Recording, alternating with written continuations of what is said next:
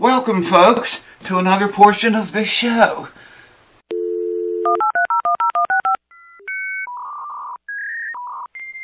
Alright, welcome back, friends. Thanks for tuning in. A lot of people's talking about, you hear people talking all the time about stratocaster frets, okay? At the factory, how they drive the frets in from the side instead of pressing them in or pounding them in, hammering them in, however you do it, where you live.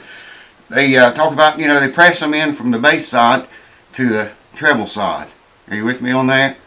And some people think, you know, if you ever replace the frets, you got to drive them out. You can't do it no other way. You got to drive them straight on through and then drive the new ones in from the bass side I'm talking up here.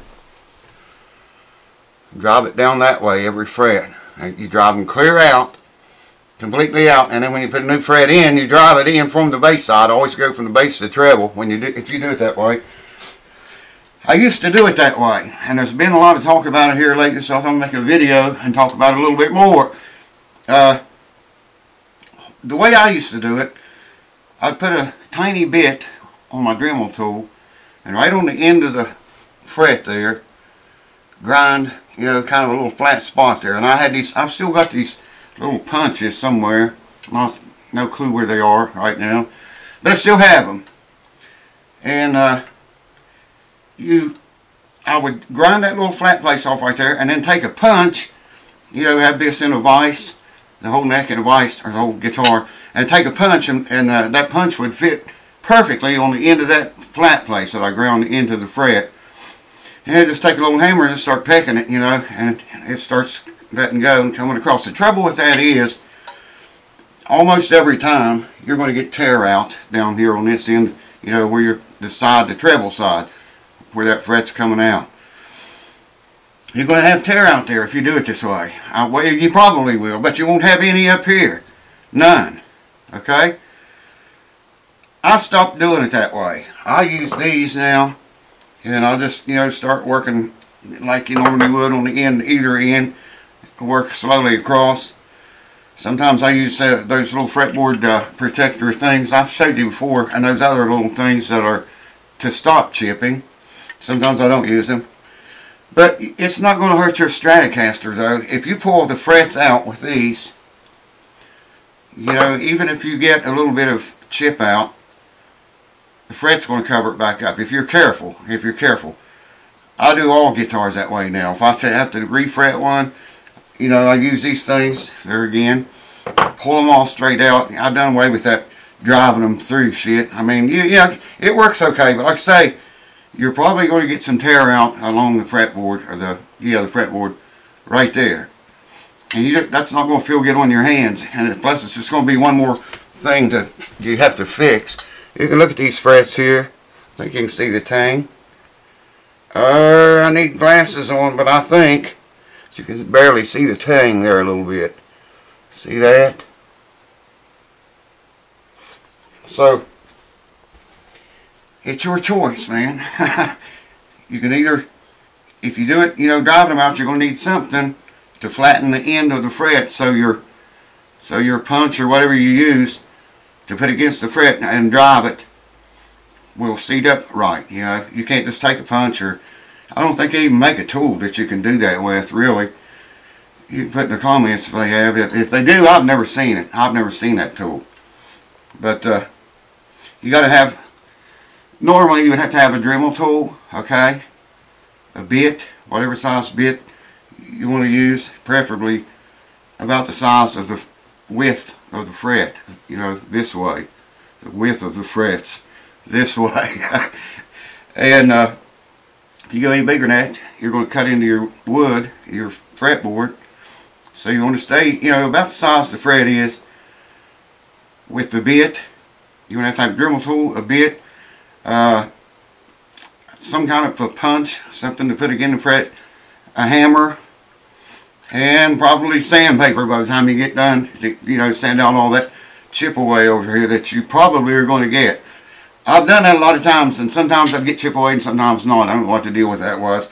Sometimes none, man, not any at all. Other times I'd have to go back, and I've even took rosewood dust, if it's rosewood board, this one is, And you know, have to fill those places in with rosewood dust. That's a pain. I mean, it's just a whole lot easier, in my opinion, for me it is, to use these on every guitar. You know, start like you always do at the very tip end of the fret and work your way across very slowly. Here's these. Yeah, if I don't drop them on the floor, I need more hands, man. You can get these little chip stoppers. I think that's what they're called. You've probably seen me use those before. Yeah, they're from Stu Mac. This groove right down the center here.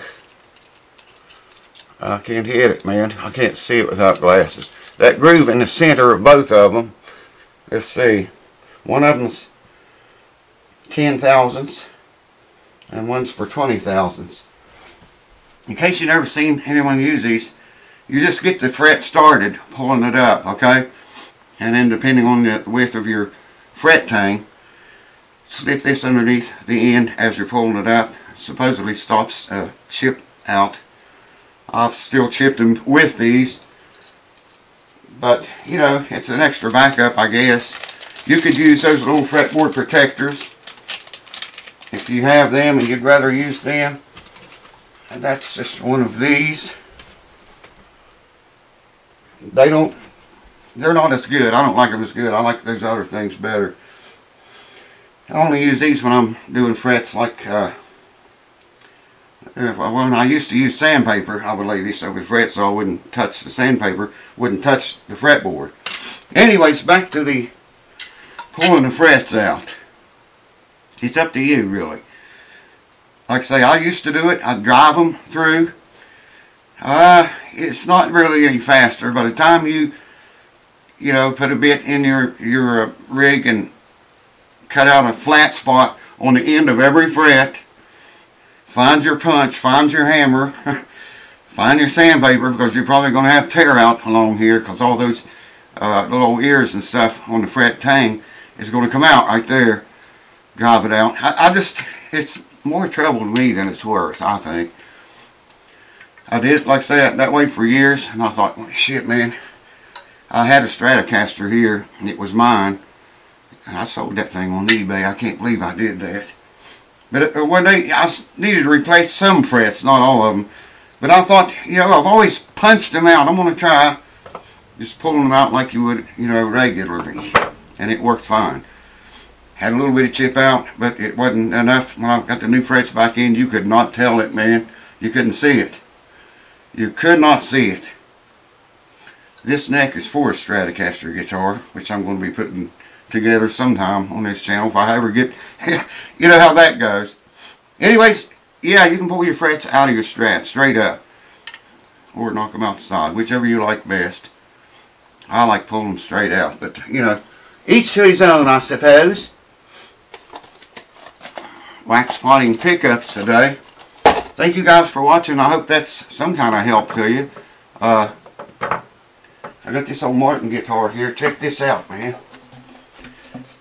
I got, what do we do to it now? What have we done? Let me think, what did we do? We had a big crack right here. Right up the side there. It's fixed. That's where the movement of this neck was coming from. It wasn't the neck joint itself. I checked it out really close. And I sealed this around here. Where there was a crack, there's none there now. If you can see.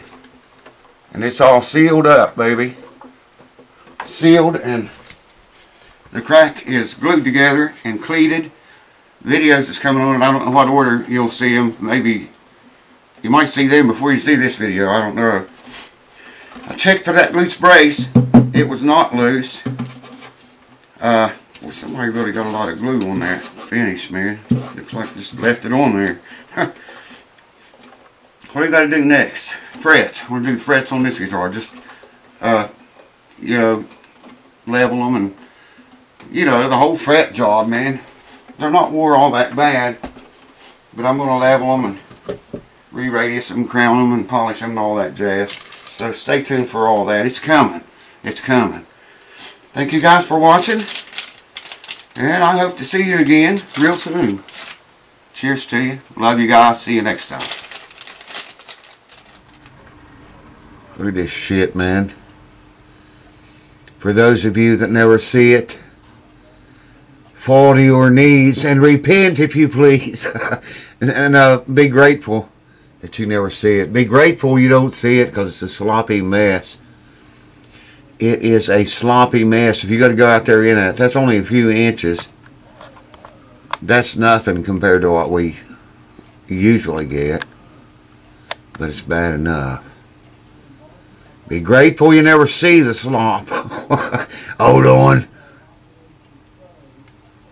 Oh yeah, we're going to be having a guitar contest.